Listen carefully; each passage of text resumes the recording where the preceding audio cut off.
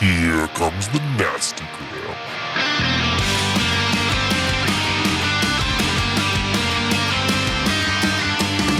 Send a priest to save my soul, forget it.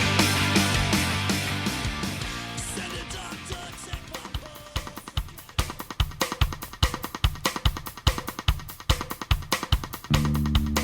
Plotting and scheming, a step ahead of the game. True power holder. Cogent arguments, discreet meetings pressing flesh. Cares to lead no trace. Multitudinous, acts devoid of thought evolve, unsatiated. Adroit radical, social tangled web weaver, justified the means. Artful business plan. Vampire porn empire building maintains Masquerade. Quiet loyalty, acquiesces to justice, reluctant to lead. Hiss, rustling, scratching. A deputized familiar. Sharp outfit, sharp mind. Yeah, Johnny! Wow, the hiss nearly made me destroy my computer. Well, thought we start off with a little cold open. This is Josh, and I want to give a very special shout out across the pond to the newest member in the way of the Nastagram team. You know her on the socials is Liv. She's our official poet laureate, and she wrote haikus for all our characters. Sick. And she's going to be doing Bango. more cool shit in the future with us. So thank you very much, Liv. Thanks, Liv. Thank you. Thank you. Yeah. Gracias.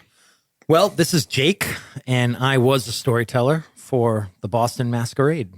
And this is Matt. I was Javi Morales, the Ventru. Hey everyone, Dan here.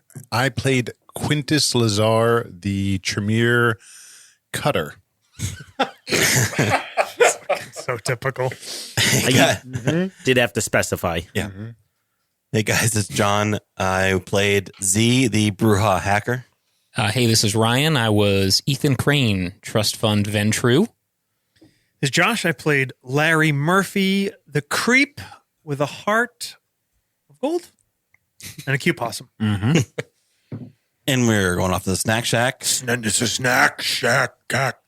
Beep, beep, beep, beep, beep, beep, beep, beep. You got some fucking results. This is Devin in the Snack Shack, and I do have some important facts for all of you today. Oh, thank God. You were also the voice of Mr. Boyle on more than one occasion, right?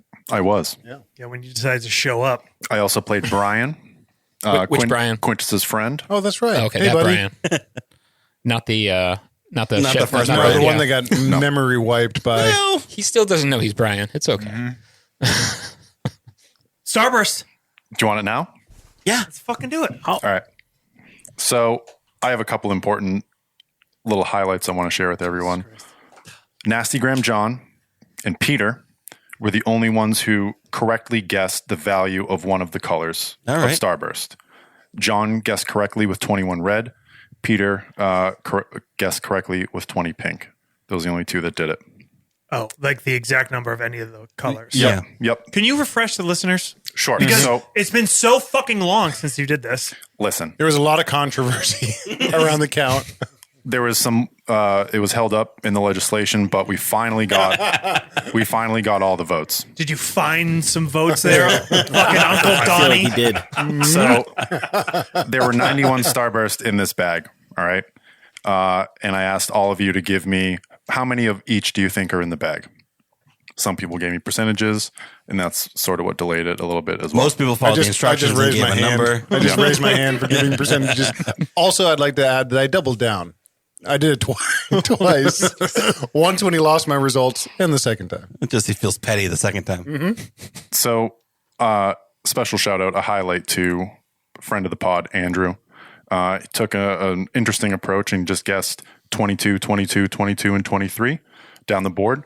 It was a good strategy, but ultimately it did not pay off because Andrew tied with Max, Andrew, Roger, and Mike for third place. Wow.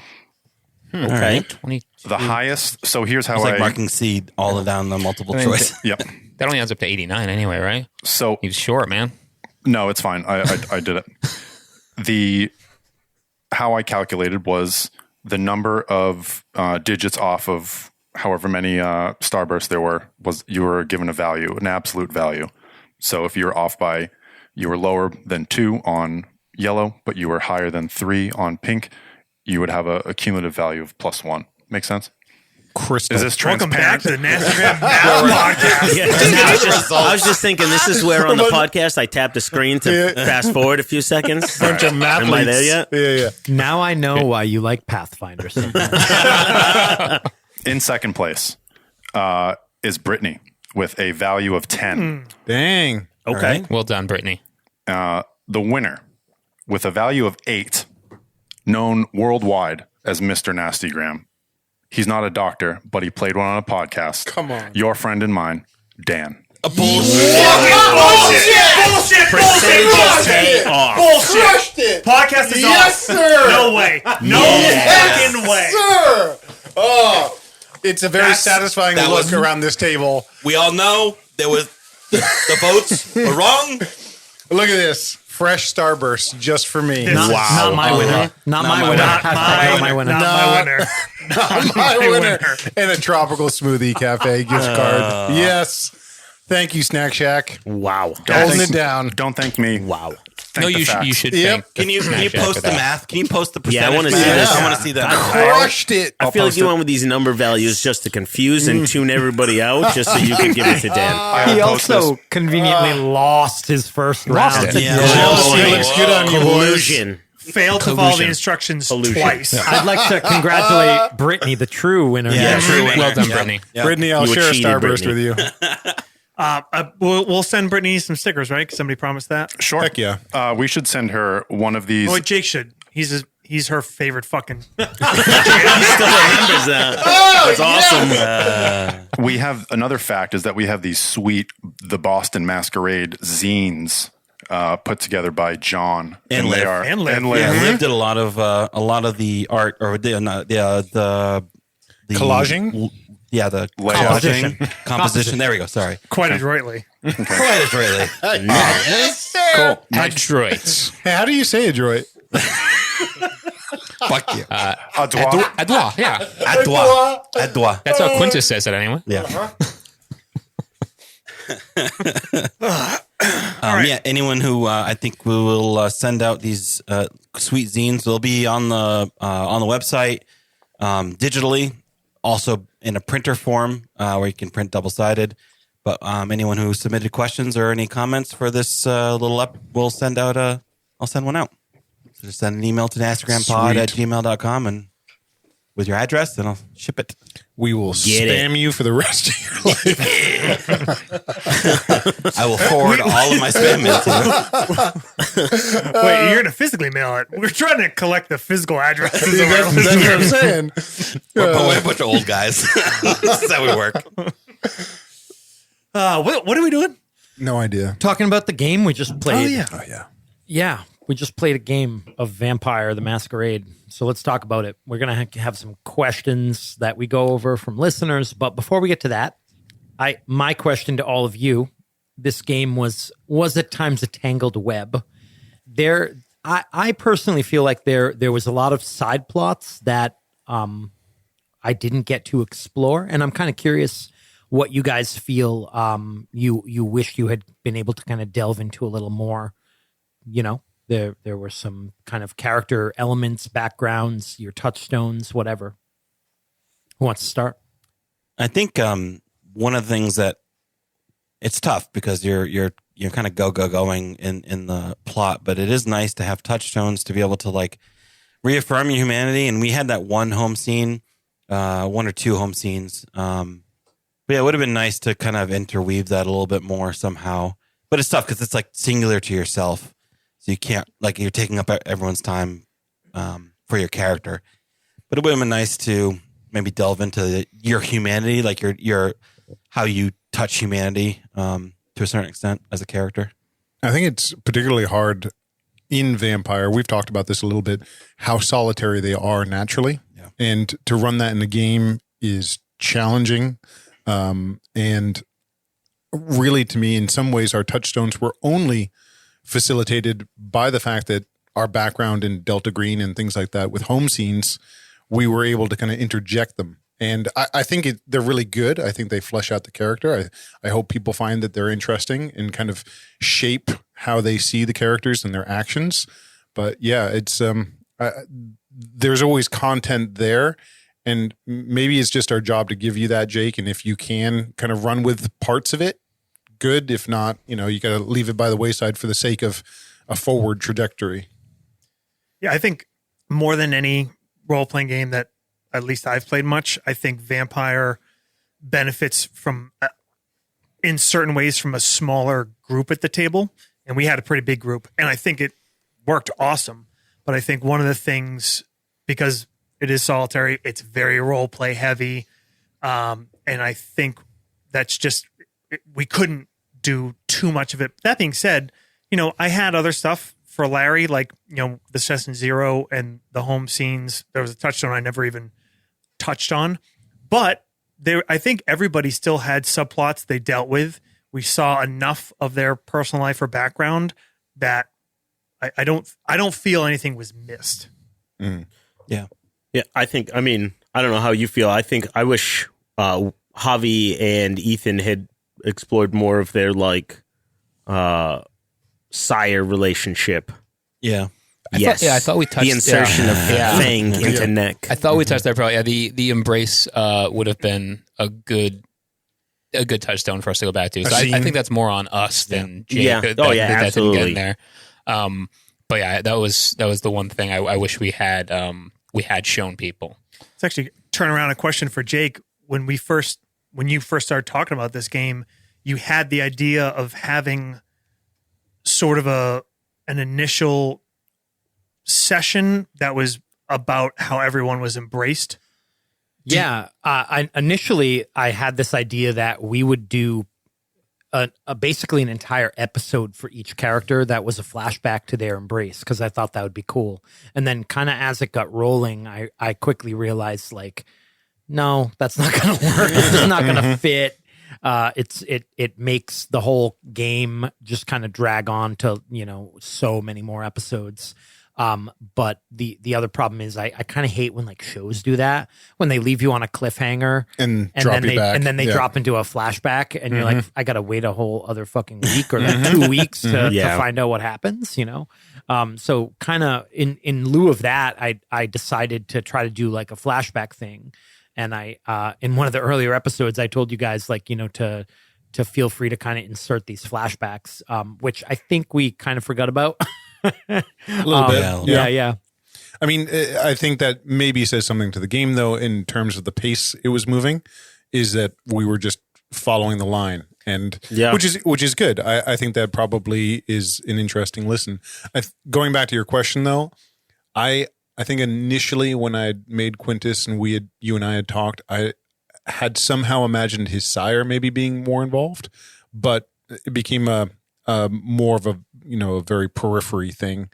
And then I think we ended up delving into it towards the end, but with Theodora, I wanted to explore her history with Sergei and stuff like that. But there's only so much time you can kind of jam everything in while having a moving plot.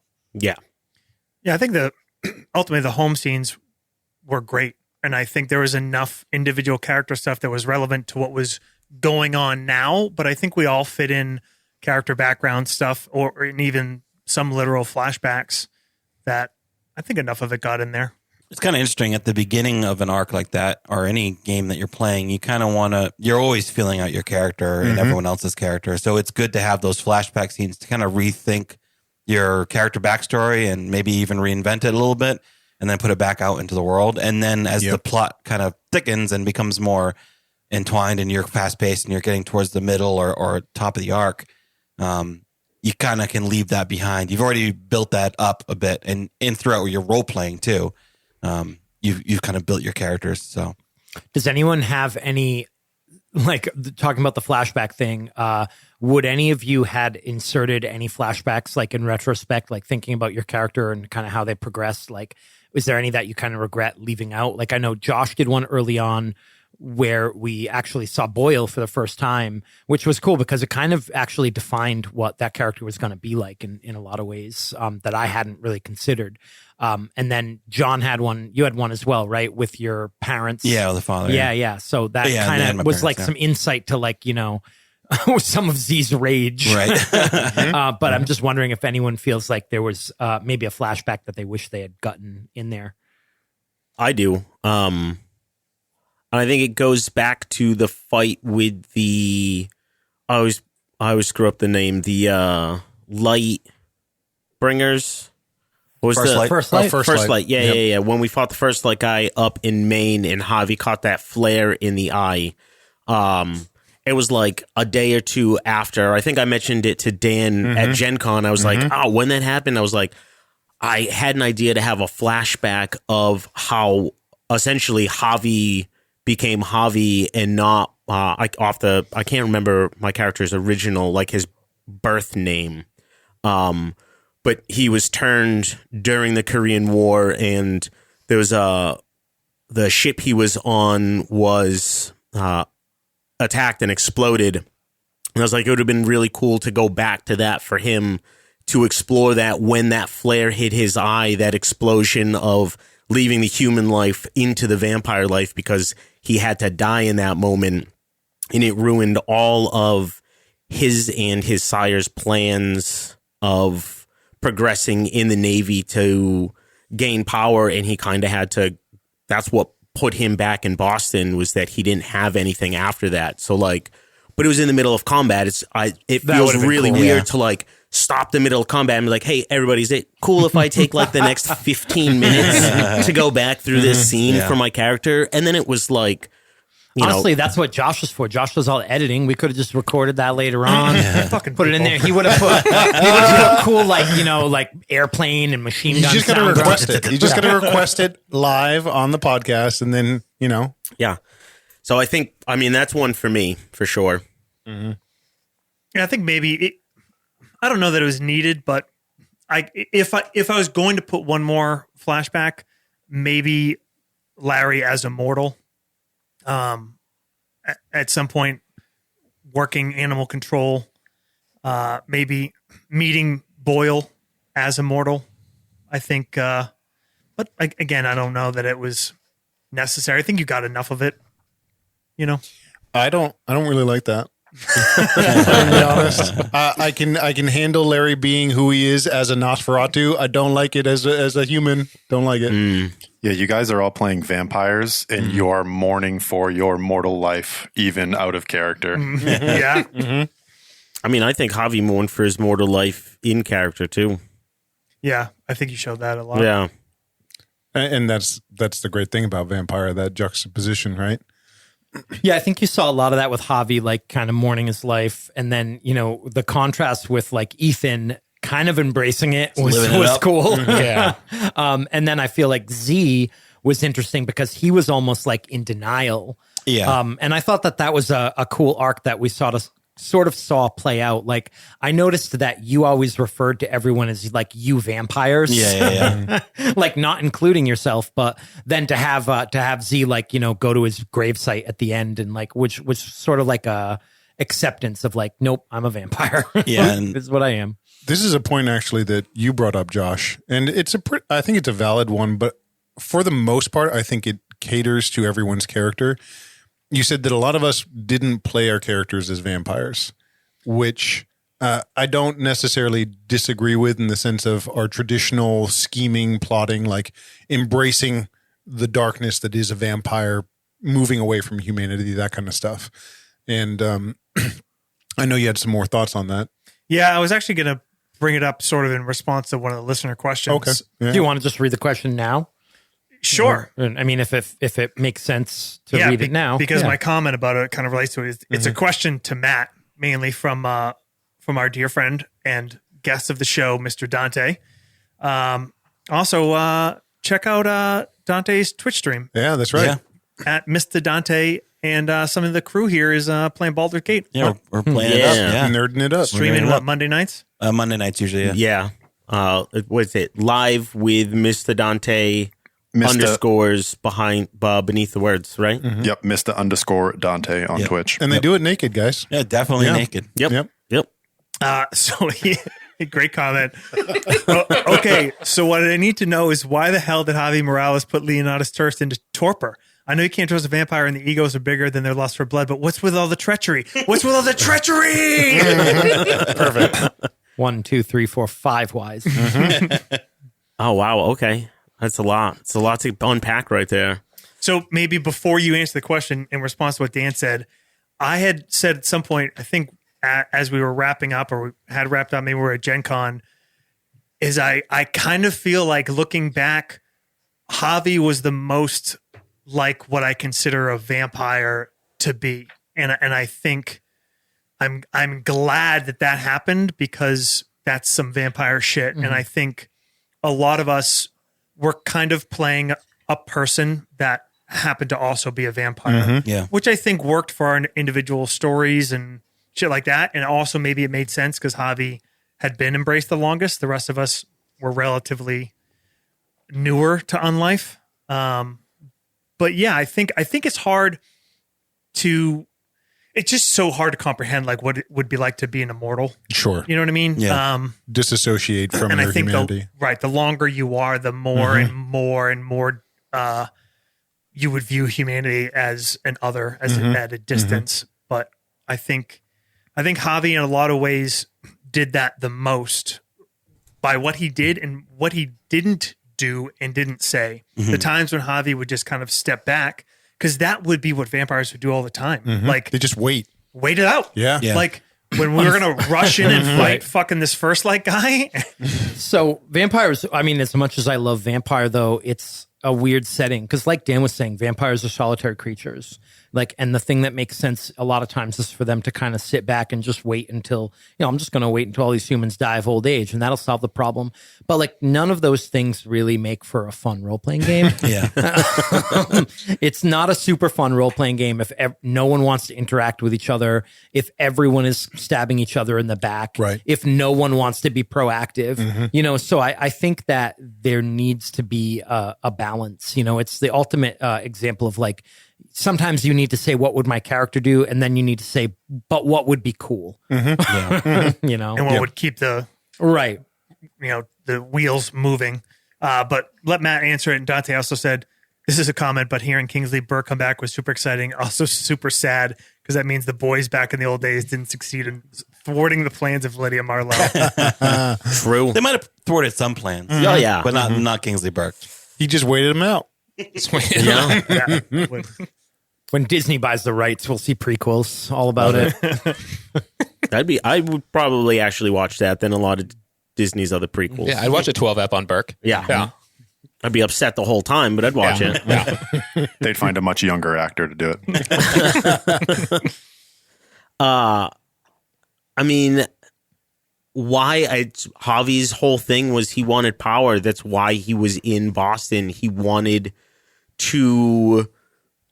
wants his own section of the city. He didn't necessarily want to be the prince, but I think sitting back for all of that time and only just getting a coterie now with this group, and then seeing Josh's character Larry get to be primogen of him was like, get the fuck out of here. Like, I've been waiting, biding my time, doing the shit that I need to do to get to the top and be in power. And now this fucking guy comes in and he gets it. Like, okay, sitting back and waiting is no longer working. Like, I now have to step up and act, and everything is in chaos. And if he disappears, there's more chaos and chance for essentially Javi's sire and people to move into this chaos, is to get them a foothold into the city.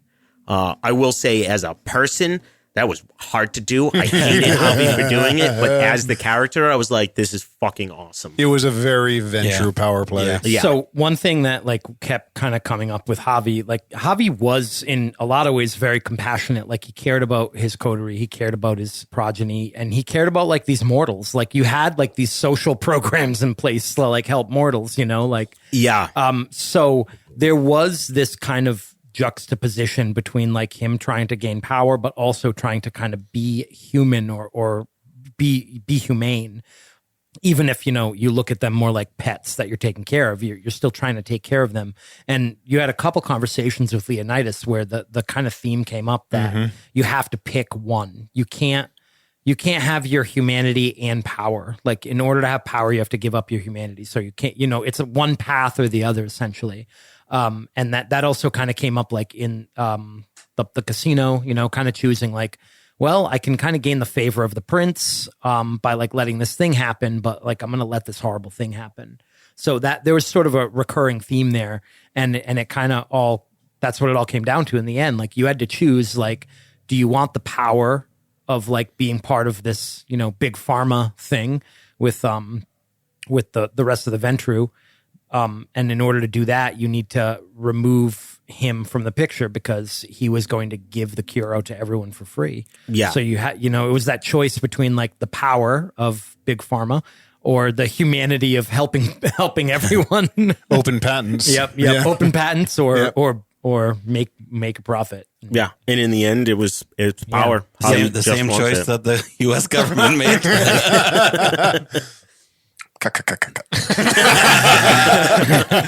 How do we want to do this? Is people just want to like each pick a question and read it? Do you guys? Was there anything else you wanted to dive into, Jake? Well, since we've kind of already started, I'll kind of dive into some of these questions here. We were talking about our home scenes and, you know, what we liked and didn't about them. Olivia, poet laureate, asked, when I did the home scenes with player autonomy and minimal input from me, did I find that change the story arc that I envisioned? If so, how? If not, was that a concern? So I don't think that any of the story arc changed because of home scenes. Most of your home scenes were all to do with touchstones or kind of personal matters. That being said, there were definitely player decisions that dramatically changed the course of the game.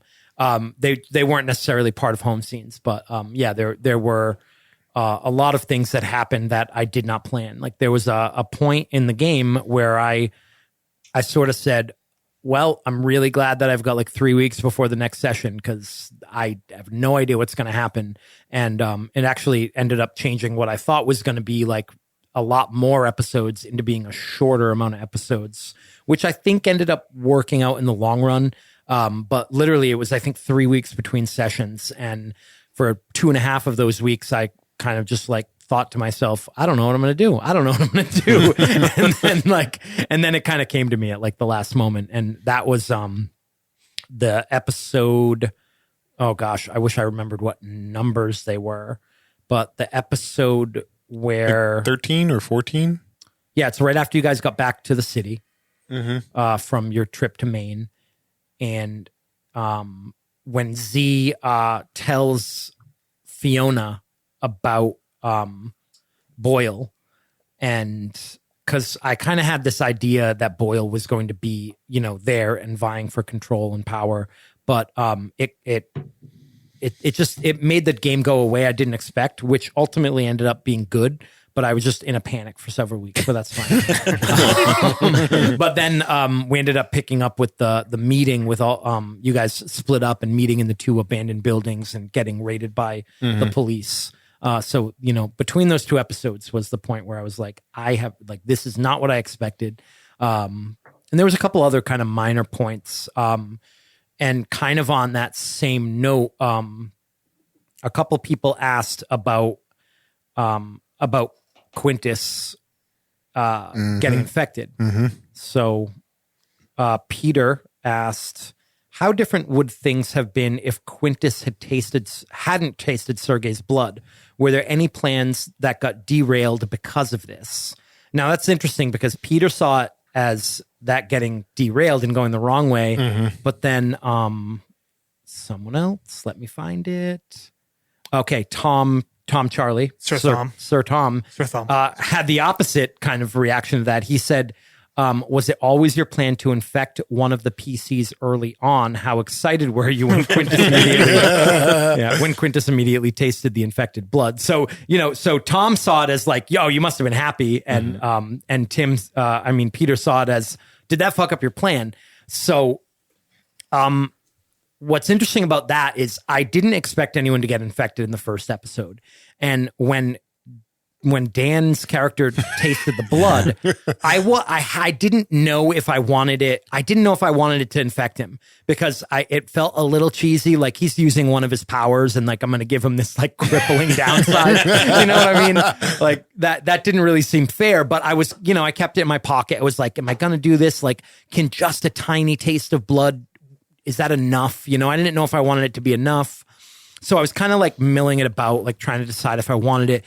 Where I expected people to get infected, and I wanted at least one of you to get infected, was when you followed Sergei's trail back to the house in Salem and fought the two ghouls. Because the Daggett sisters were infected. And I thought for sure, because that was like our first, that was our first like combat, like dice rolly experience. And I'm like, it mechanically, it just makes sense. When you fight people in Vampire, you drink their fucking blood, like, and I had like put you guys through like a gauntlet to get to them. So you were low on blood. So my thought was at least one of you is going to feed off of them in that encounter. And that's where I'm going to get you guys hooked. Cause I did want at least one infected player for the plot. You ended up, none of you got infected there. At which point I was kind of like, I think I'm going to have it so that he got infected. Double back. Yeah. But I hadn't really made up my mind because it's good because I'm gonna tell the audience something. Sometimes I've known Jake a long time, and sometimes when he's feeling very smug, he gets this little smirk, and I know that something's happened in the game, and he can't hide it. But because of that indecision, I did not see it coming at all. So yeah, it was a surprise. I mean, I do feel like that's partially on you, Jake. You have a Dan is playing a character, and there's blood around, and you didn't think he was gonna get all up in that shit. If there wasn't blood around, he would have cut himself to make it. Right. He would have made the blood around. Yeah, that's right. That gives new weight to Sydney at Elysium asking if anyone fed on the Daggett sisters. Right. Yeah. That's immediately what I thought of too. Which is, I think initially you guys missed that. I think Josh mentioned. I think Josh has a little extra insight because he edits all the episodes. Yeah. Close second listen. But I think you guys initially missed that big hint, which is funny because I find as like a listener to podcasts, a lot of times you'll hear things and it sounds so obvious and you're like, how come no one at the table picked that up? And it's a different experience, right? Yeah, for sure. I mean, I remember thinking I knew she was interested in them because I think I was the one who was talking to her when she asked that, but I did not, had no clue that there was, there'd be any negative effects of that was actually Daggett blood. A question I had. Sergei being infected, was that an accident or was that on purpose from Fiona? That was an accident. Yeah. Yeah. Okay. So basically the timeline of events is that Boyle brought Sydney back to the city infected. She's kind of living her life in the city, feeding off of Boyle regularly, befriends the other Tremere, and Sergei kind of asks her like for this favor, which is quote unquote to feed his pets while he's out of town. So while she's gone, or while Sergei's out of town, she's feeding the ghouls. And, no one really looked into it, but if you had, you would have learned that Sergei regularly fed off the Daggett sisters as well. Mm-hmm. So he gets back, he feeds off of them, he gets infected. Gotcha. Man, I'm glad one of Javi's tenets, I think that's the tenet, was that he protect women and children. So, like, he was never going to feed off of them. Yeah, they weren't Ethan's type, so. But I'm really, I'm glad that Dan gave me the opportunity to affect his character because the whole plot had so much more weight with a player being infected. Yeah. So to really answer Tim's question, like, I mean, or not Tim, I'm sorry, Peter's question, like, how would it have been different? Like, I think it just wouldn't have been as good. Yeah. Yeah. The stakes aren't the same. Yeah. Sometimes, players, quote unquote, making mistakes or bad shit happening just makes the game more interesting. So that covers that question. Someone want to read Tim Washman? I can. Number one Instagram fan, Tim Washam. What's good, Tim? Kind of goes back to the home scene question, but for me, he asked, why hasn't Z gotten rid of his father? And after he buries himself, he probably does. But to a certain extent, like Jake was saying, he's hanging on to his humanity. He is not one of the kindred. He is, he is just has this affliction. And even though he knows his father is a big piece of shit and, harms women, he can't bring himself to kill him. But I think after the events of the Ark, he probably goes and does Finishes the job. Yeah. There's a few more parts of that question. Yeah. Right? Number 2, Ryan, with Ethan being so super rich, went to Harvard, have contacts in the CIA. Are there any other unknown facts? Where do I start? I picked one up I did on too. a re-listen. Yep. On a re-listen to the epilogue episode. Bob? Where, he says, I have a friend, Bob, who has a spot in Foxborough where we can play lacrosse. That's for local fans. Yeah. So that would be Robert Frost, owner of the Patriots, and the place where we're playing Kraft. lacrosse. Kraft. Not Yeah. Robert Frost. That's a different guy. Two paths diverged in the woods. I chose the one that led to lacrosse.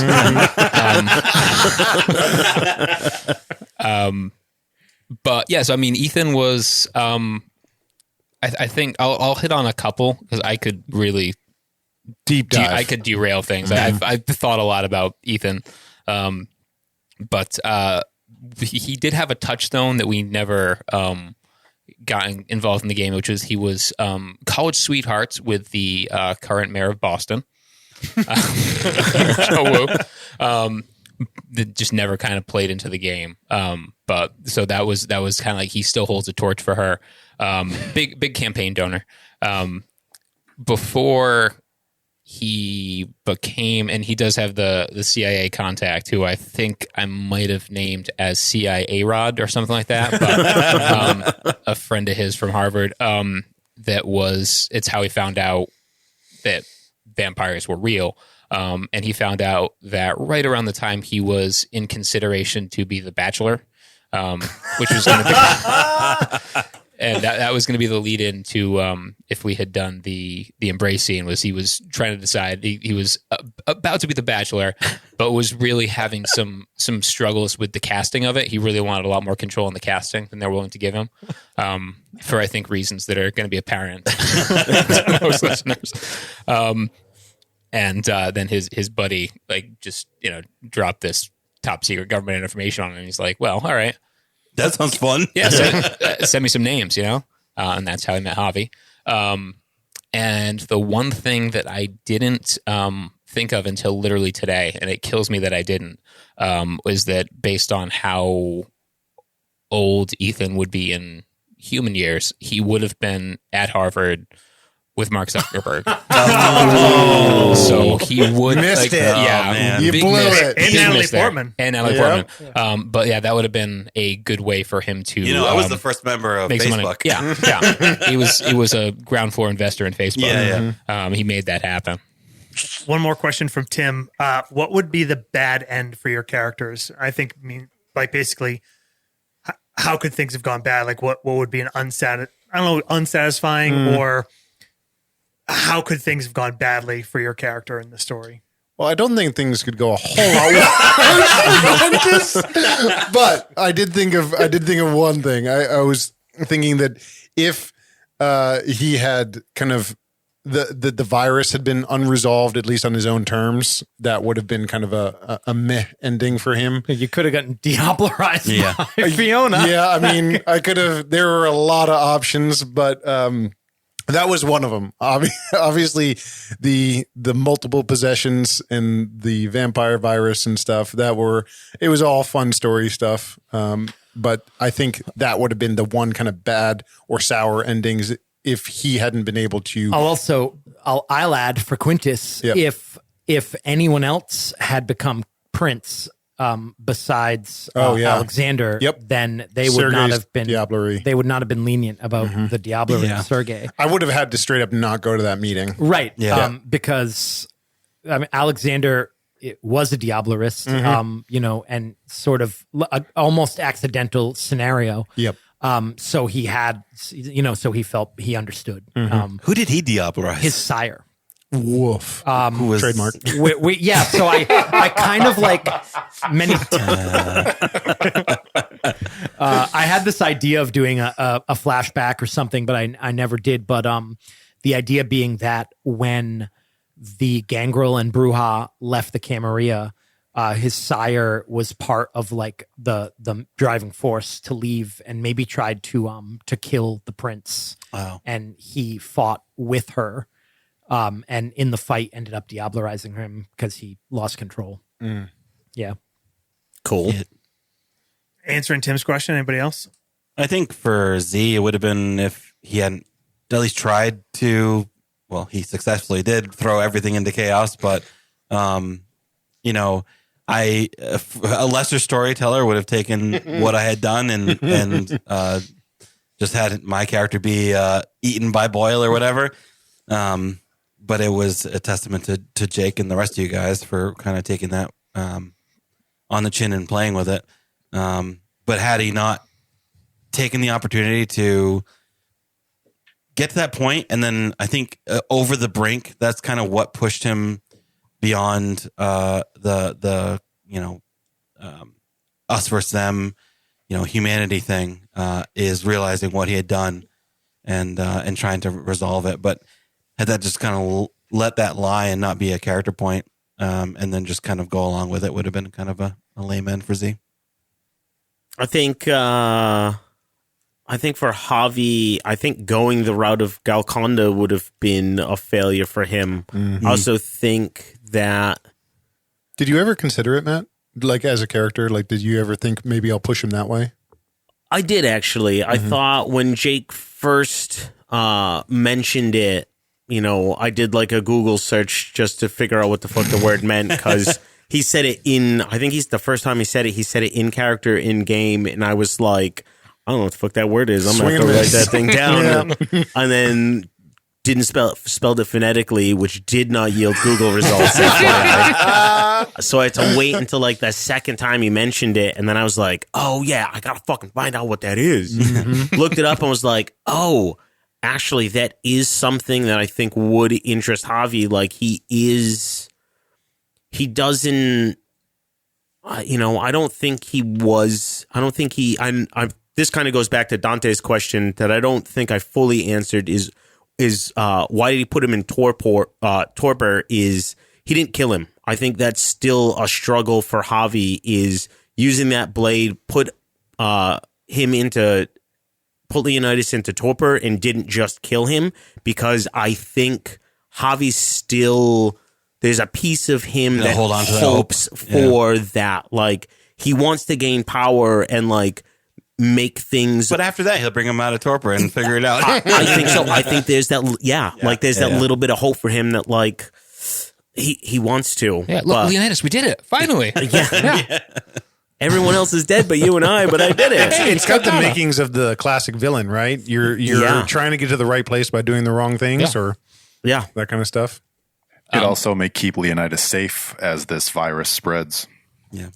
Ooh, good spin. I There you like go. that. Yeah, we'll use that when we come back. Venture spin. We're going to work on the. You get the media campaign going.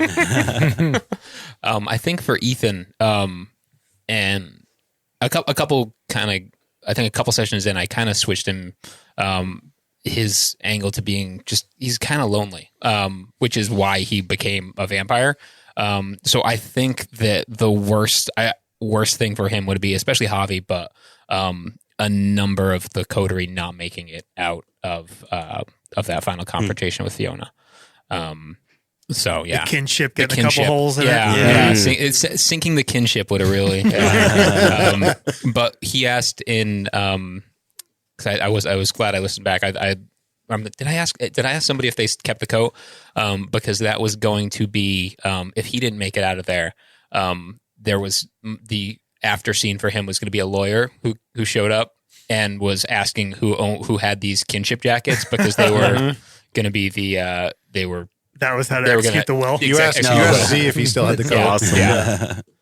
I think for Larry, it was the bad end would have been what would probably be the more likely end of the character, which is, drifting more into isolation, where he spent most of his existence, and could have easily been pushed that way between, just too much confrontation, too much being involved in this huge thing, Mr. Boyle's kind of betrayal, Z's betrayal, he could definitely take that fork in the road of just withdrawing completely. And, the arc might have been a little aggressive for him to swing as far as he did, but I don't know. I felt like it worked and it was definitely satisfying.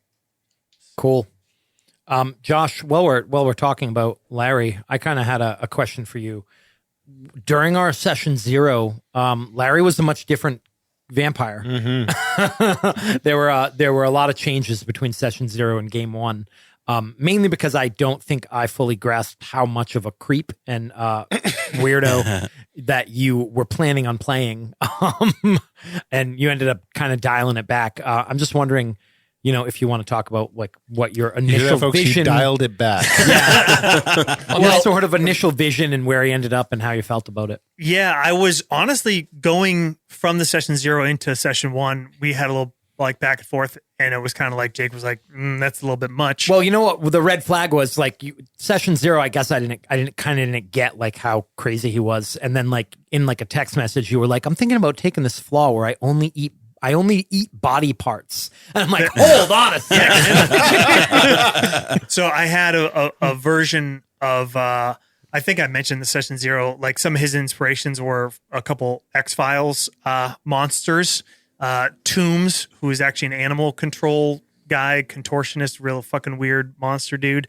And then Donnie Faster, who's one of the best X-Files villains, who's a Undertaker with necrophilia.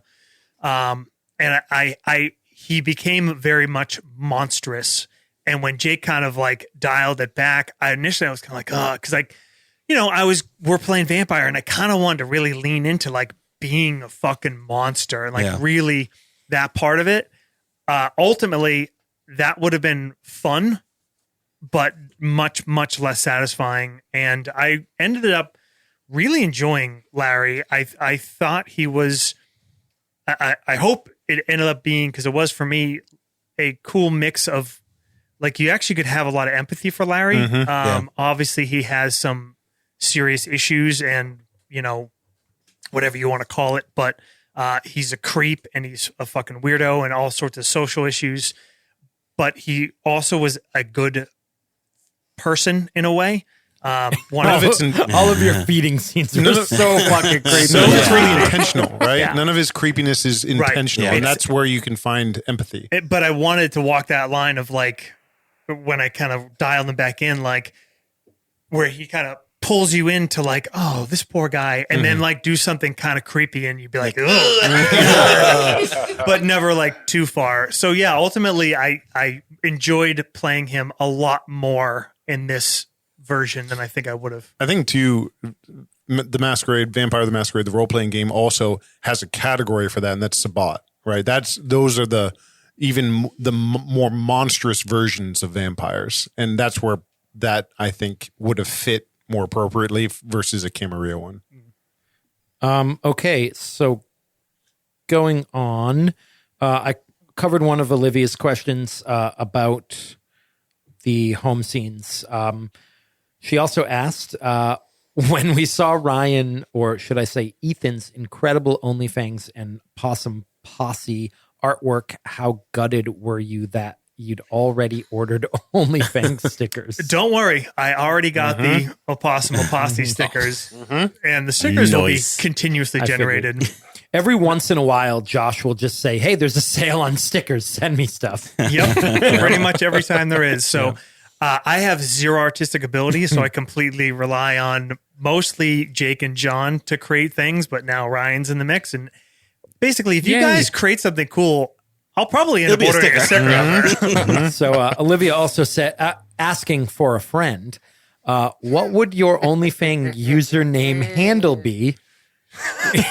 You can answer as yourself or your character. And who would be the biggest earner? Z's is from A to Z. His OnlyFans. Okay. That's good.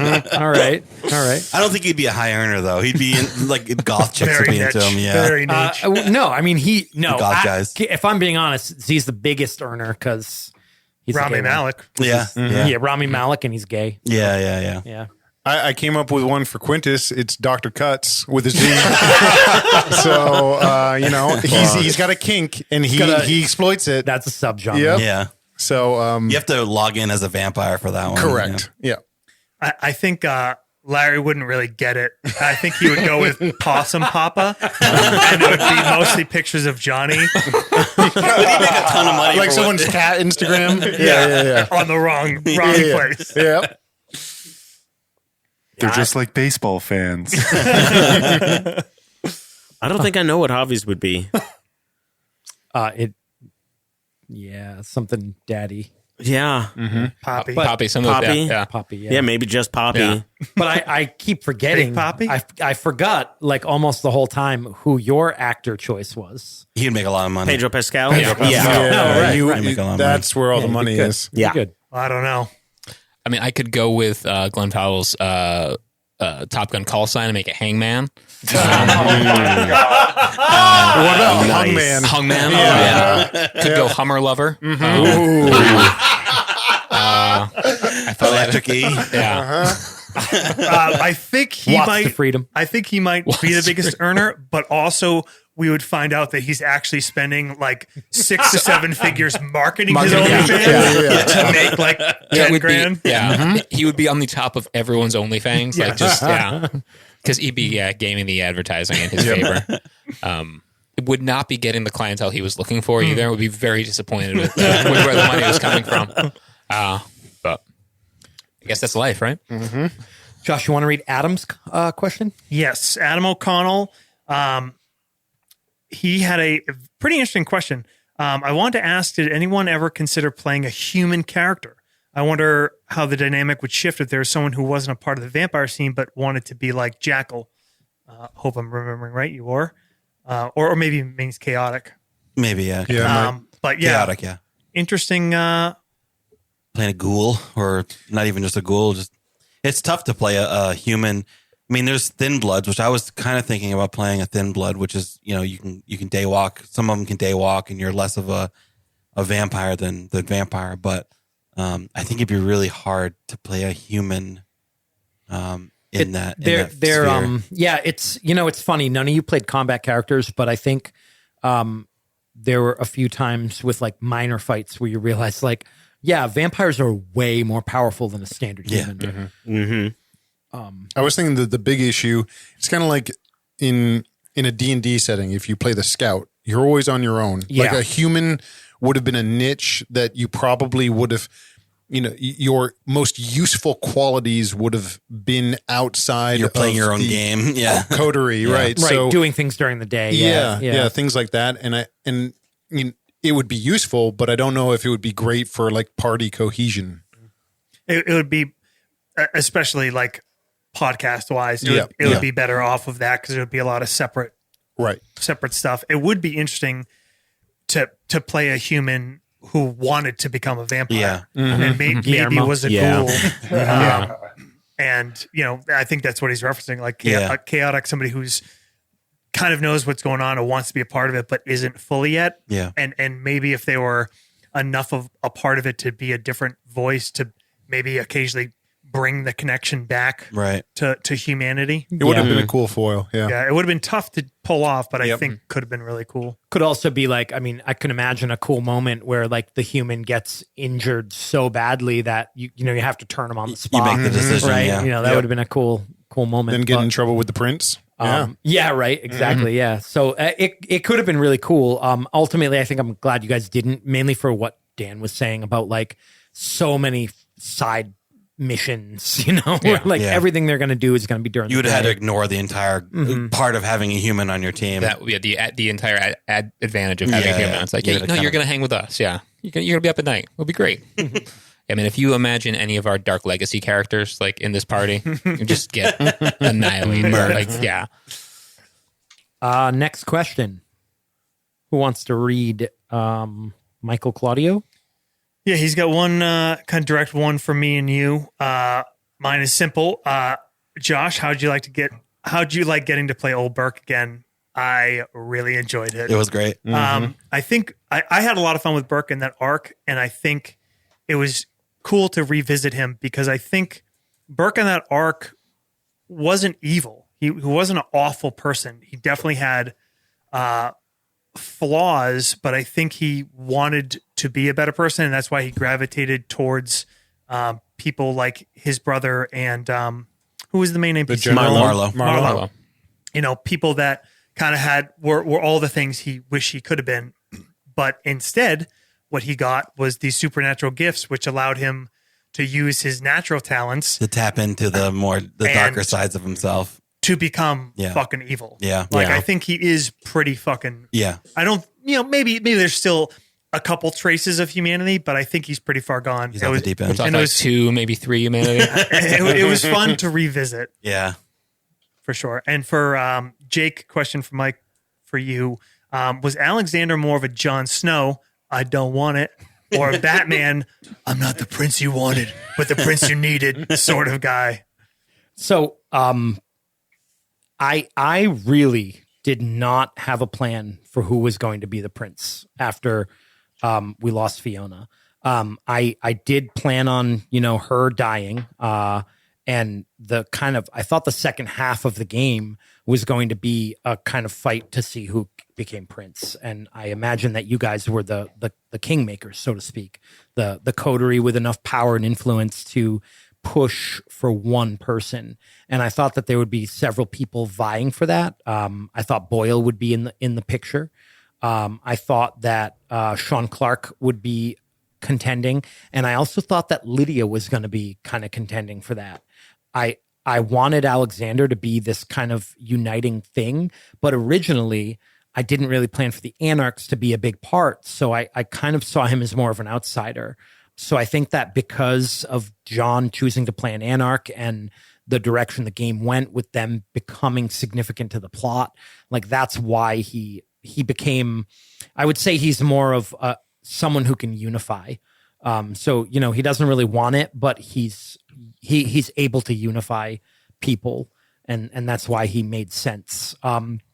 Interesting thing about Alexander Wamsutta, if anyone is interested in American history, he was a real person. I just found out about this other podcast, which it was funny because I was listening to it and I was like, I know all this stuff because I did all this research for my game. But there's a podcast called Morbid Podcast, and it's actually 2 women who live around here, around where we live, and they do an episode on the Bridgewater Triangle, which is this like creepy area of forest around us that is said to be haunted and all this stuff. But at the beginning of their episode, they talk about Alexander Wamsutta and his brother, Philip, who was called King Philip Wamsutta, who like there was a whole thing called King Philip's War where the Native Americans like fought the colonists, and a lot of them were what? What? But Alexander Wamsutta was a Native American who was brought to Plymouth because they thought he was going to start a revolution and like fight against the settlers, and they like jailed him and they put him on trial and he proved his innocence, and then he was released, and shortly after he was released, he mysteriously got sick and then died. So a lot of people think he got poisoned, but my thought was that he got embraced. Yeah, cool. Sick. Probably just got a blanket. But if you Dutch. if you want, they do a pretty deep dive into the whole history of the Wampanoags. What's called Morbid It's History? called Morbid Podcast. Yeah. One more thing from Michael Claudio. We can go around the table real quick on this. He put a Facebook post in the group Nastagram RPG Lounge right after the session 0, and he did a preliminary The Office casting. So I don't know if everybody knows The Office, but he gave a shot at all the characters from the session 0, and maybe we can say who we think our best casting would be. But he said Larry as Kevin, Z as Jim, likely most computer literate. Ethan is Creed. First thought was Dwight as assistant to the regional manager, but I think he's creepy like Creed. Matt Harvey is Michael Scott, in charge of the business. Dan Quintus is Dwight. What do you guys think? This was very early This on. is the American Office, Very just for all our English listeners. Yeah. The better one. Shots fired. Ryan is obvious, It's- right? Yeah. I mean, Ethan. dead wrong. Ethan yeah. is Ethan is Ryan. Yeah. Ryan. Yeah. Or I mean, Ryan if you want from to go The later Office. season, it'd be Andy Bernard. True. actually, that might yeah. be True. better. True. Yeah. Yeah.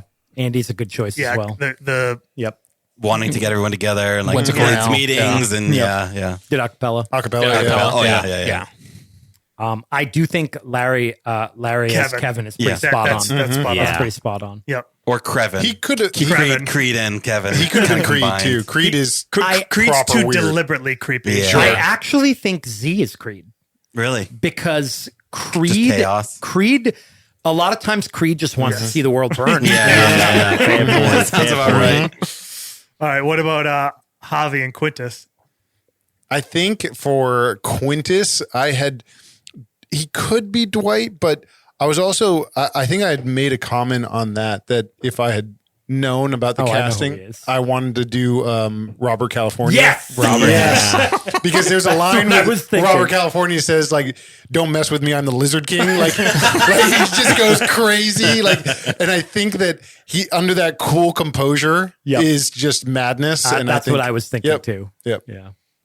Anything for Javi? Matt, I don't know if you watched The Office. Oh yeah, I've seen it. I don't know. I mean, yeah, I guess business owner Michael Scott, but I kind of think I think of he's it. too bumbling. You for know that. who Who do you think? What's their face? What's the the warehouse Chan. manager. Oh, yeah. yeah. I was going to say Oscar, but I Daryl? like that. I like Daryl too. Daryl. Yeah. Power behind the scenes. Yeah. Yeah, Fucking kind of cold. Yeah. Can Yeah. be cold. Yeah. I'd be okay with that. Yep. Who's Boyle? Creed. Or Jan. Jan. Jan. Jan. Yeah. Jan let him go. Probably. Yeah. Because Jan would kill someone for a promotion. Yeah. Yeah. 100%. All right. Someone want to read Mike's? I'll take Mike. For all of you, did you play character types that were unfamiliar to you? Did anyone construct them with motivations and characteristics, anything unlike anything you've played before? Shout out to Mikey Marinara of Not Another X-Files podcast and with Chips Grooves. John, Yeah. the Chips Grooves podcast. That's right. Playing a cutter is really a classic move for me. So, And you did fire at the end. Yeah. yep. Yeah. I mean, wizardry, fire, I hate to cutting. say it, all the Dan, art. but Yes. I'm going to say you got to get outside the We're trying. We're trying. Trying. We're Yeah. trying. super science, Yep. bloodletting, We're- fire throwing. We're working on something. We're Yeah. working on something There's- for the next one. Yeah. Come check us out in 2024. You'll see a whole difference. So not a stretch. Bobby Drake is pretty different. Yeah. Bobby Yeah, Drake, but he's still I a mean- wizard, right? Yeah, but he's Yeah. Charlie from The Office. Yeah, that's from right. Always True. Sunny. Right. I don't know, Z, a hacker, like, liberal-minded. Socialist hacker, Socialist Socialist hacker. hacker. Definitely a John's departure playing from stretch. I think Larry is like a 1-to-1 for Josh. So Yeah, fair. Yeah, you guys brought up the animal thing a lot. Yeah, I mean, the animal thing is definitely, I think you have to always I do at least, I always have to put a part of me into the touchstone character for yourself. But I have gravitated more towards characters that have a major, significant kind of overriding flaw or shortcoming or deficiency that is far outside my comfort zone. Like I'm really attracted to playing those kind of characters, and Sapoosh is kind of one like that. Sapoosh. yeah, just like, because I'm a fairly social guy and, I can schmooze and bullshit and whatever. And it's fun, and just like with Burke, like playing somebody that's, not that I'm fucking Mr. Universe, but like that physically crippled, and limited in that way and kind of a coward because of that. But Craven. Yeah. I really enjoy that. And I don't think I've played anybody as creepy and off-putting as Larry for a while. And yet with like an innocence that also I don't have. I think for Z, even though he's pretty, similar to me, some of the things I try to do is to be a lot more proactive and active in like achieving my goals. Like as a character, a lot of times I can be a bit, have a little more deference to other people and their plans or whatever. But I try to kind of push through to everyone's chagrin. But that is kind of out of character, I think, for me to some extent. I try to get that going. So, because it's kind of on the same vein, let me jump ahead to Sir Tom has a question. Did for you Devin. say that's kind of on the same vein? Yeah. In a vampire Yes. podcast? I did. Yikes. Good job. Devin, the question for you was, if you were in this game, what kind of PC would you have played? I always think about this whenever I listen to podcasts, try to like imagine what character I'd play in that story. But I think that's tough to tell, especially when you start listening. But towards the end, I think in the post Fiona world, I was thinking about like the Gangrel coming back to Boston and a young Gangrel that is essentially like an anarch that is converting, embracing people and having the, what's the thing that Ethan had where you can have followers? Yeah. Having like a group of thin bloods that I sired, like follow me around and like a pack of dogs and, travel around. Cool. I'm going to answer that question as well because I've thought about it. I think it would be cool to play a Toreador influencer. Gross. A Toreador anarch who is like a social media influencer and kind of a little brash about, basically saying they're a vampire, but no one takes it seriously. Yeah. I had considered because you guys pegged me as playing a Toreador again. I had considered something along those lines. I didn't end up doing it. But I think Ethan ended up not being like quite what I had originally intended in the session 0. You thought he was going to be more of a douchebag than he Oh ended up being. yeah. No, I because he was, I think some things in our first, like there were just things in our first game that had me kind of take a different tack on him, which I really ended up enjoying. So I to go back to the previous question, but yeah, I had intentions to play a character that was a little bit further out of my realm, someone who has a little bit more malice to them, but he just kind of ended up being a puppy dog. Yeah, I really did. I think Javi was not something that I normally would have played. Somebody who's out for power, more like, I don't know, trying to take the lead of something. I think I try to play, or I play characters that are a bit more like background than up front for stuff. And it was fun playing somebody who had his ulterior motives and, kind of made place for him, but, wasn't necessarily like, pushy about anything. Was much more like, I'm okay to, have my own backup plan instead of just kind of following the way everything goes. Cool. All right. Andrew Alexander. He finds himself in the question and answer. I'm curious how the Camarilla might feel about exploiting the virus and withholding its cure for the Sabbat and for any troublesome anarchs and non-Camarilla vampires. Okay. Andrew obviously has a pretty good knowledge base of Vampire and World of Darkness. I think that the Camarilla is all about exploiting everything they can, right? As long as they control it, which is sort of the direction that the Ventru were going. That was kind of Sean Clark's plan. Was Uncle Sean. Yeah. And Quintus kind of fucked that up. I will say, if Quintus is alive, and Dan has sent me some paragraphs on I don't know what you're referring to. Easter eggs in the final scenes There's about a why novella? it could be. But if Quintus is alive, he's probably on the fucking red list. Yeah. 100%. I mean, I think this is something that we could explore in the second Masquerade. Oh yeah. That's a hint. Yeah, thanks for running that, Josh. Good on you. It's gonna be fun. Yeah. That was fun.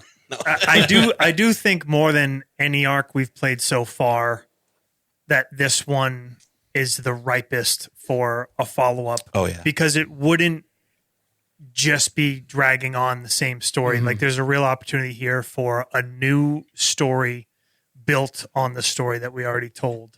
Yeah, and we have a cool Yeah. and we have an awesome set of NPCs, like the other Yep. the old player characters, some of the existing vampires, like to build on. And I think Jake deserves and wants a chance to play vampire. It's a little intimidating because Jake is like, I always think of him as like the vampire vampire. master. So it's funny. I actually wanted to say like the genesis of this game, the way we decided to play vampire.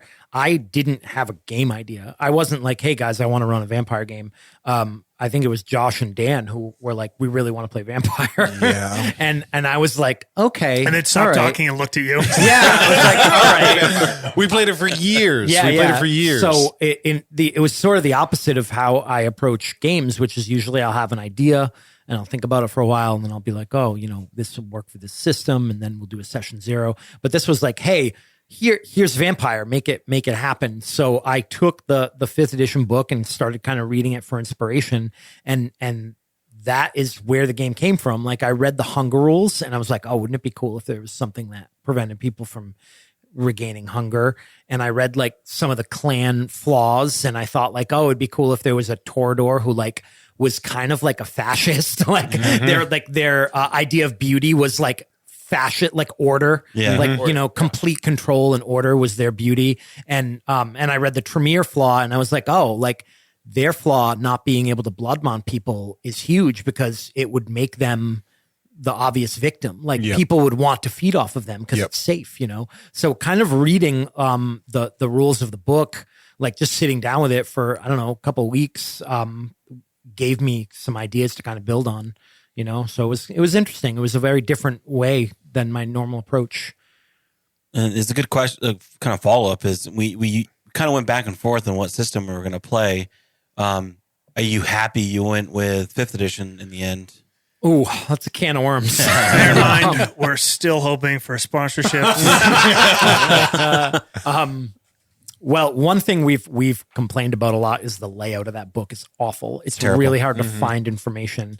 You have to like go through all the stories and poetry and nothing which is we where it love, belongs. but Yeah, But when you're trying to find a rule, they did get much better in when the new publisher took over, the werewolf and the hunter books were much better. shout out to Renegade. Should not have let a Toreador write it and a Malkavian edit it. Poor choices. So there's cool stuff. Like I do think we've talked about how we like systems that where the rules, the mechanics like push the story. And like I was just saying, like a lot of the mechanics gave me ideas for the story. So 100% success for that. And that is ultimately why I decided to go with that system. That being said, I don't think I love the way combat works in this. We talked about this at the end of Dark Legacy, right? And we kind of decided like, well, maybe if you had a bunch of vampire powers, it'd be more interesting.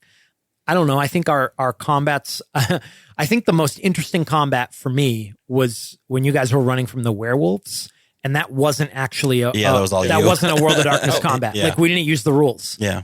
So I'm not sure I'm crazy about just the combat mechanics for Vampire. The power usage is tough because if you roll really bad on rouse checks, you're like, oh, I'm out of my ability to contribute to this combat in a meaningful way. I mean, that changes though with generation, right? Because you can re-roll your rouse checks. Yeah. But we didn't do a ton of combat either. Maybe because it didn't seem very even appealing. then, we powered up pretty quick. I mean, Jake did Faster, definitely like pretty a accelerated accelerated. experience handoff, and we had a good amount of juice by that last fight.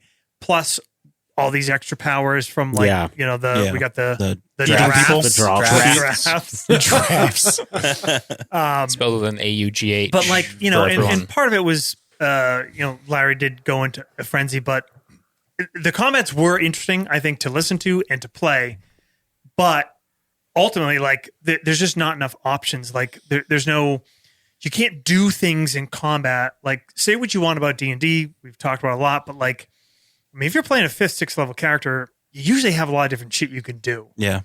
Just mechanically. And I know it's not always about mechanics, but the last fight, Larry just made one attack roll every round. And that's all he could do. He could use a power to boost it, but there wasn't really anything else to do. Yeah, In the old one, you could split your dice pools. You could, to take yeah. another action. Yeah. I did a lot of hemming and hawing about just jabbing at someone with a fencing foil. That's pretty much it. It's all right, what am I going to do here? Oh yeah, just stab. Yeah. I think the balance of the powers are balanced well. They're cool. They made for some really interesting encounters and stuff. But yeah, it's Just the action ultimately economy, right? Yeah, I don't know if I love the way combat and stuff goes. I do like that so many of the powers are non-combat based, but it would be nice to have everybody have something special they can do in a fight. Or just have more actions you can take in combat. And I don't know. I didn't delve into every nook and cranny of that book part of it because it's hard to find rules. Yeah. But the combat rules are on page 37, 86, 121, 43. Help actions and lotto numbers. doing other stuff. I know Javi was very much not a combat character. Oh, and yeah. Didn't really have a lot of... I brought my first fight. I brought a fire extinguisher. Dude, It was useful. But your last fight, you were a fire. The trick is to follow the fucking Dan pattern of character creation, which is to make a character who is so inept in any combat situation. The DM has to give you things. Superpowers. It worked in Ithaca projects. Victory. All I do is win, baby. I'm trying that next campaign. Yeah. Sorry, whoever's running that one. I think you are. Oh well. So I don't. Oh, okay. yeah. Shit. I don't regret it at all. I think it all worked out fine. It's just you have to do a lot of work as the storyteller to make combats interesting. I think. But Jake bringing up the Hummer chase did lead to one of the questions from Sir Thom that I don't think we've touched on yet, and because that was one of my favorites. But what were each of your favorite moments from the arc, and did the story develop in the way you expected it to? I think this is our last question. I think so. Yeah. So what was that, Ryan? What was your favorite moment? The Hummer chase was definitely one of my favorite moments. Okay. In and out of character. And I feel like in character, Ethan really enjoyed everyone following him out of the window in the last combat. I think that everyone but Z. Everyone but Z. Which I feel like if Z had kind of shown Ethan the if you took him on some public transportation at some point, I feel like he would have appreciated you more. I'm just imagining the comic strip of you're in this fight, Fiona and Ethan go out the window, everyone else goes out the window, and Z's like looks at the stairs and goes, ding, ding, ding. You see another thing is like him tweedling down the stairs with sidebar, a little side panel. The Hummer chase scene. So I didn't plan on doing that until the week that it happened. Yeah. So I wasn't planning on they're gonna fucking run away from werewolves. But where the game ended with you guys, you had just left the first guy's house. You were staying in the safe house, and I was like, how am I gonna start the next game? And I was like, might seem a little contrived that the werewolves find them, but I was like, but I cannot miss the opportunity to have a chase scene where werewolves are chasing the Josh and Hummer. I exchanged a note between each other that said, like the odds of hearing a werewolf howl at the end of the game. Couldn't miss that opportunity. And I was really excited about that game going into it because I had made like all these mechanics, like giving you guys kind of monster of the week type moves you could do like in the car, and I was excited about that. That was a lot of fun. I think that it was a fun. I think to like in my mind it was fun, but the mechanics of it were also really well thought out. So kudos, Jake, and kudos to you too, because had you not introduced the E-Hummer, that was awesome. The Porsche Taycan did not get enough love in this game either. In the zine that you'll see, one of my favorite little notes that I clipped out was the 2022 Hummer EV, like 100 and something miles an hour, blah blah blah, versus a werewolf.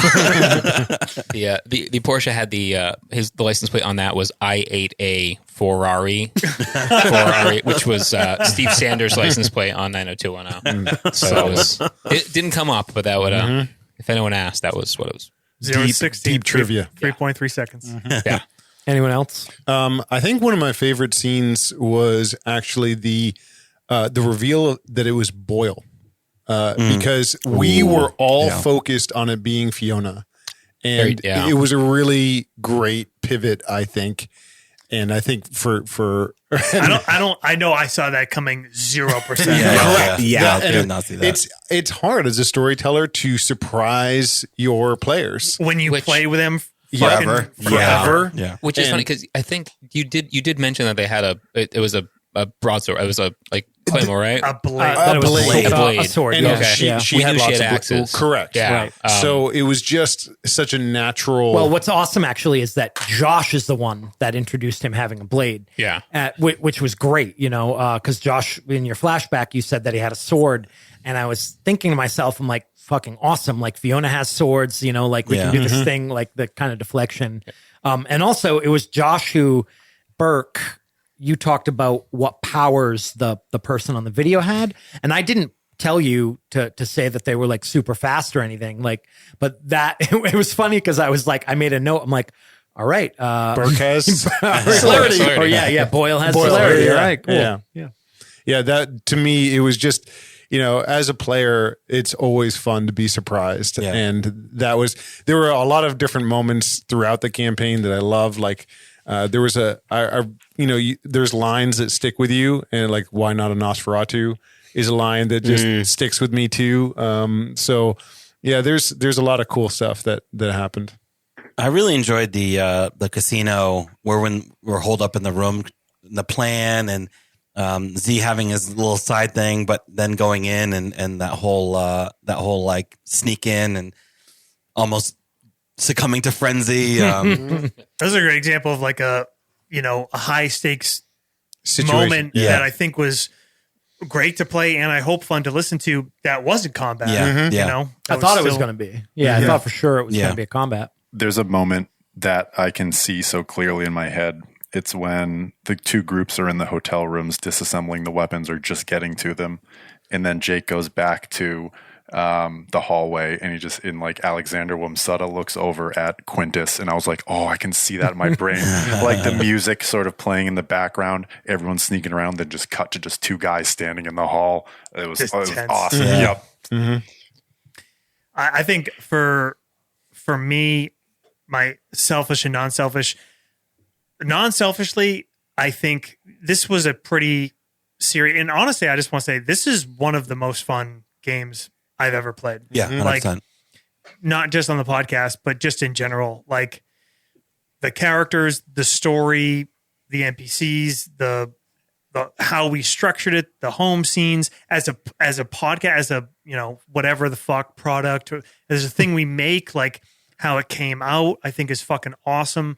But it was overall pretty dark and heavy, and we tend to bring some levity because that's how we are at the table.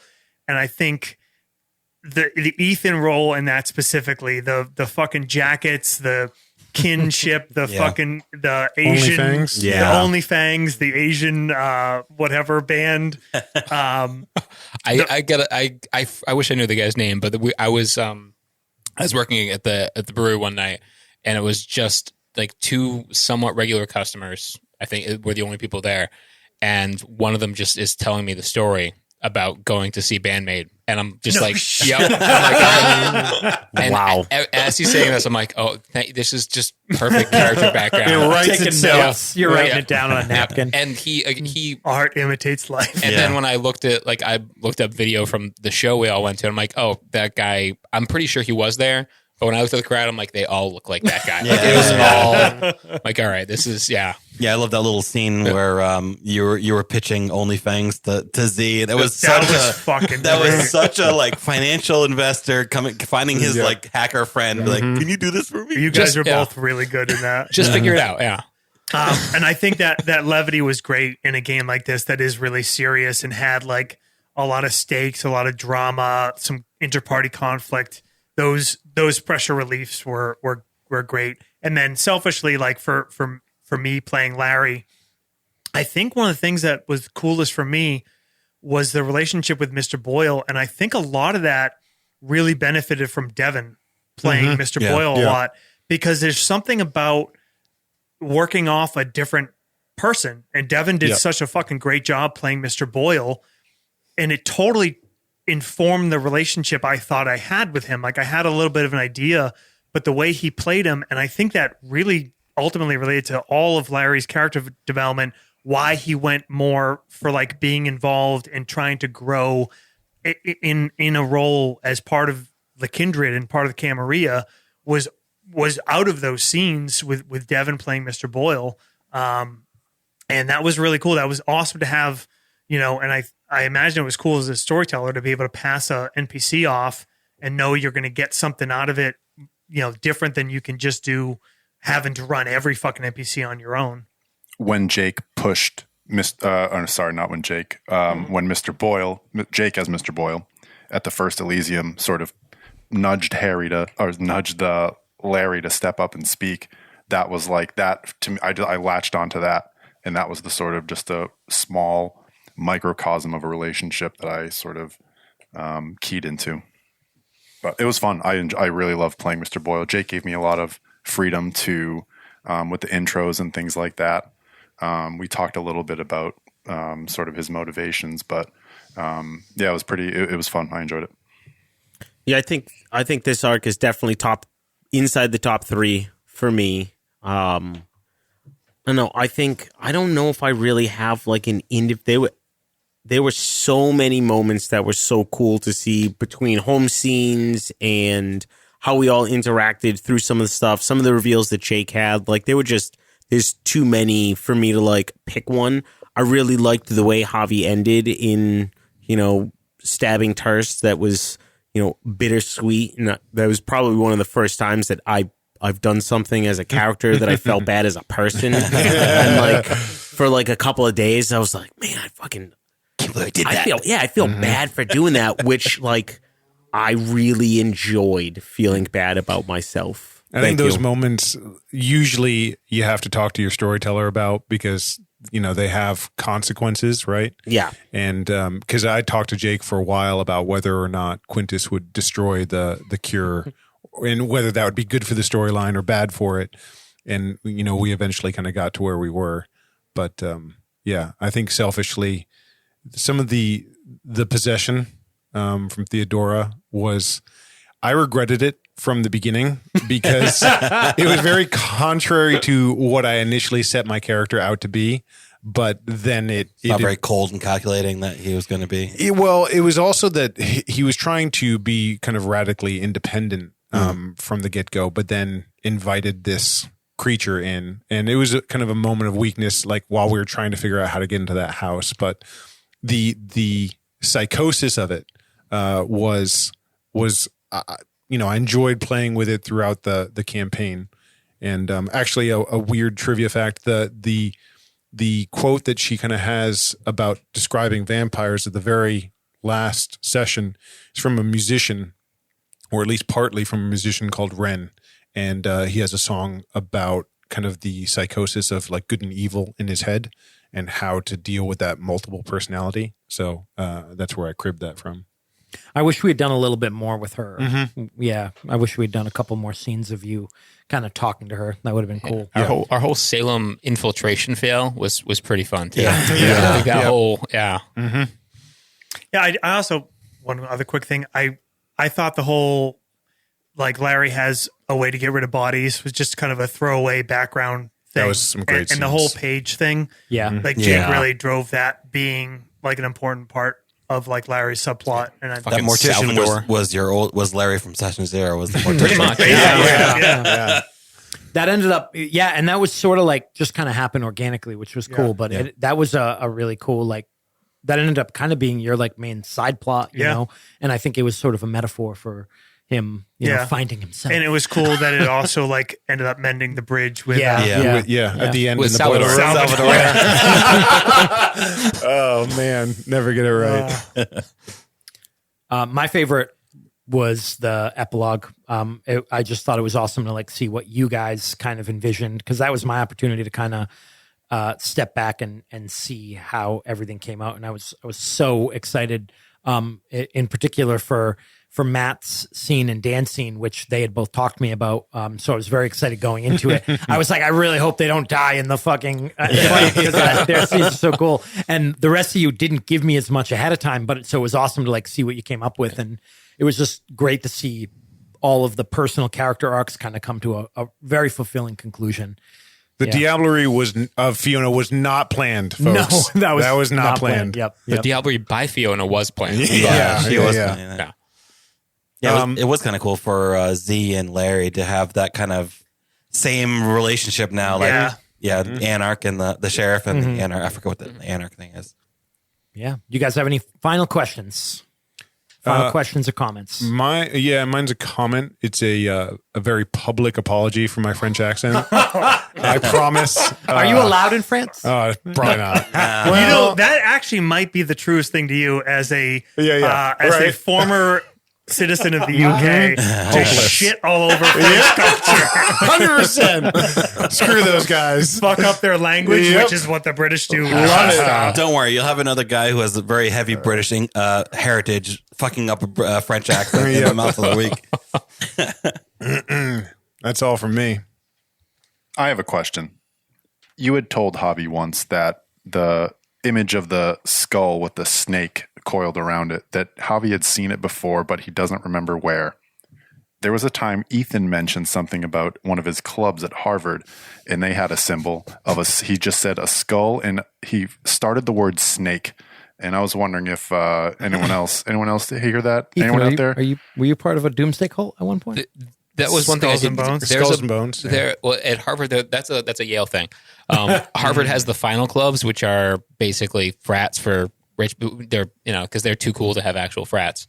So Ethan was definitely in a final club, and I had like a whole list of, because there's a bunch of them. I had a whole. Oh, the other thing. Sorry, one more Ethan factoid that just popped in my mind with a Harvard tie-in was for the kin for the original kin board meeting where he did the PowerPoint. There was going to be I really wanted to do a Stefan from SNL thing that he called in all his favors and gotten like Bill Hader and John Mulaney to do a Stefan for a kin introduction, but I couldn't write one that was actually good. So I'm guessing that wasn't deliberate, Jake. No, it wasn't. They were just supposed to be sort of based on Norse mythology, like kind of bastardizing it and using it for their weird cult. And that was actually another thing I wanted, and I kind of forgot to do when Z went and saw Fiona.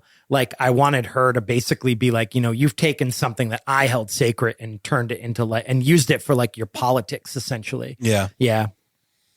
But no, it was not supposed to be related. Good listening, Devin. Oh, yeah. and I fucking shout out to Johnny.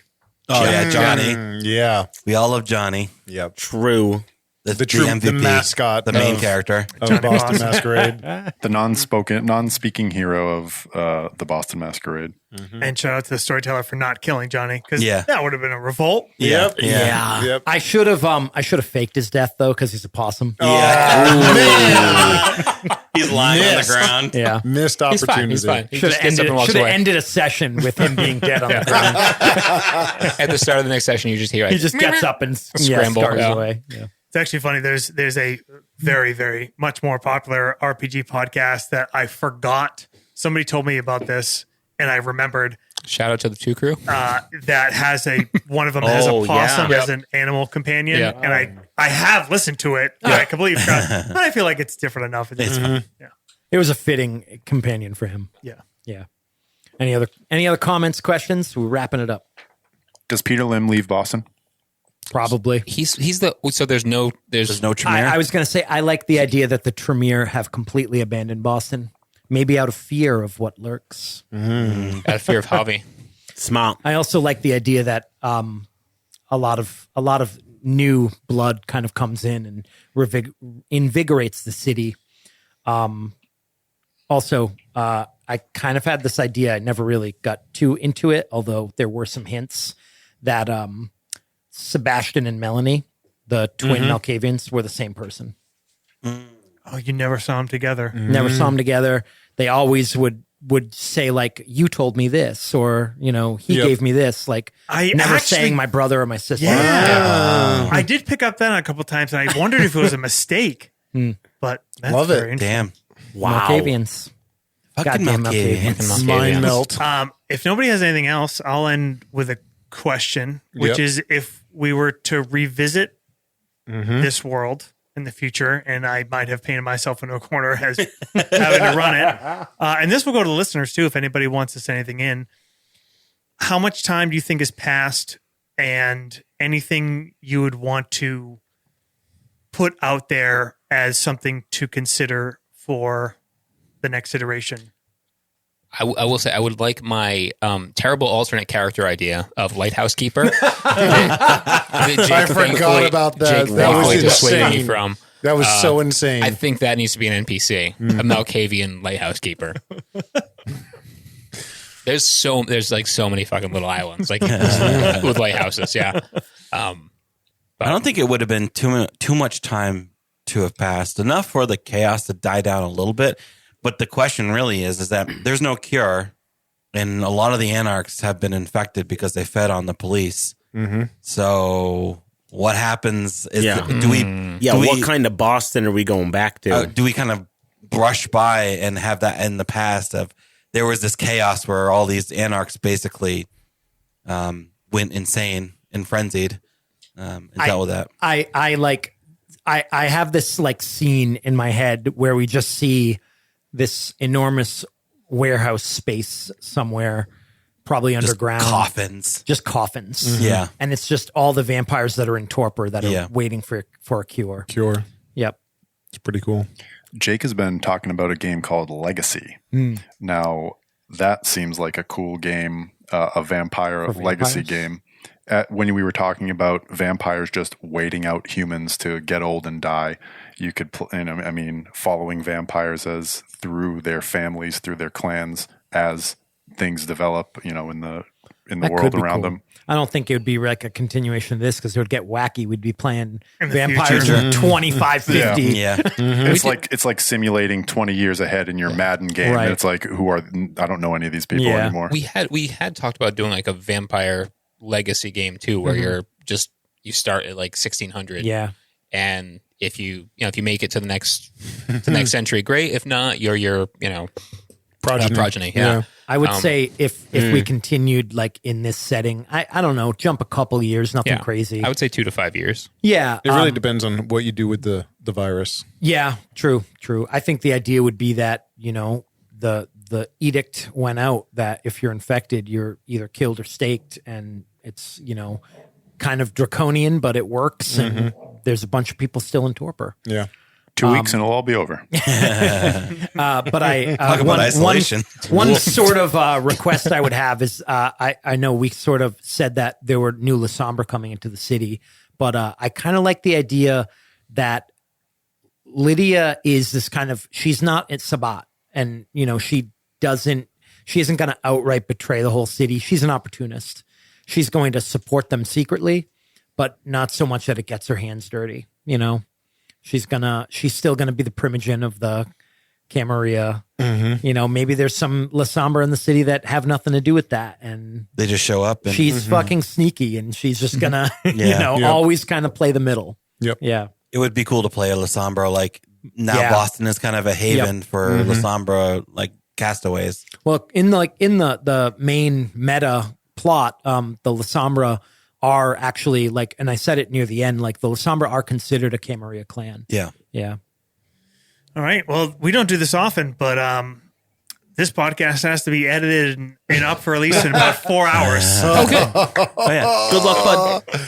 Cool.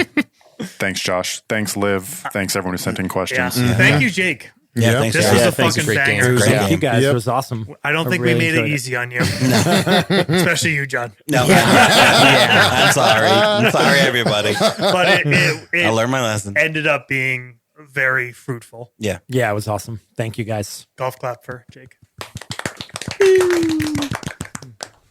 All right, fuckers. That's a wrap. All right. And as Monty Python would say, if you stay tuned to the feed, now for something completely different. Peace out, Scene. folks.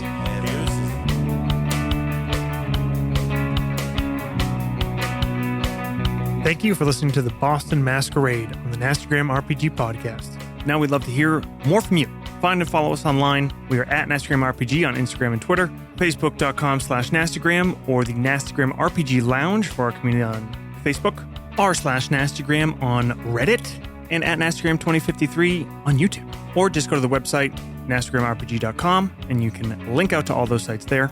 If you don't mess around with any of that social media bullshit, good on you. We'd still love to hear from you.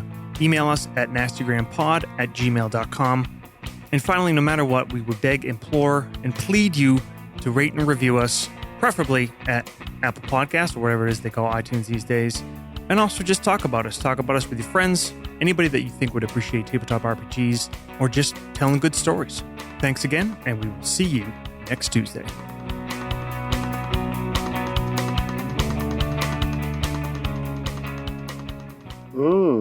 That's nasty. We'll go in the order that we and do character. Devin, you're gonna read. You're gonna read Johnny's. Yeah. Adroit. Okay. By the way, we have it on record. that Is that okay with you, Devin? Yeah. Okay. That's his rustling, scratching. Oh, fuck. I'm going to put that at the end. Your phone for Should we go the same order that we do intros? Sure. So Jake, Matt, Dan, John, Ryan, me, Devin. Are you guys using your character voices? Sure. I mean, it's just me, really. Yeah, my character voice pretty much. Does everyone know which one is theirs? No. Okay. I know which one's mine. Yeah, I'm good. Matt, Matt, yours. your cogent. Cogent. Sorry. Oh, sure. Cogent I get the fucking arguments, one with the hard words. Discrete meetings, pressing I flesh. have multitudinous. Cares to leave no trace. All right. That's So what the- is that first word? Cogent. Cogent. Cogent. Powern. Cogent arguments, discrete meetings, pressing Porn? flesh, Oh, thank you. cares to leave no. Never seen that word before. Cogent. This is recording, right? My wife can hear this. Cogent. Everyone Oh, else she good? doesn't listen. These haikus are a troll from Olivia to make you guys say words Josh, funny. I assume Sure. your quiet loyalty. Mhm.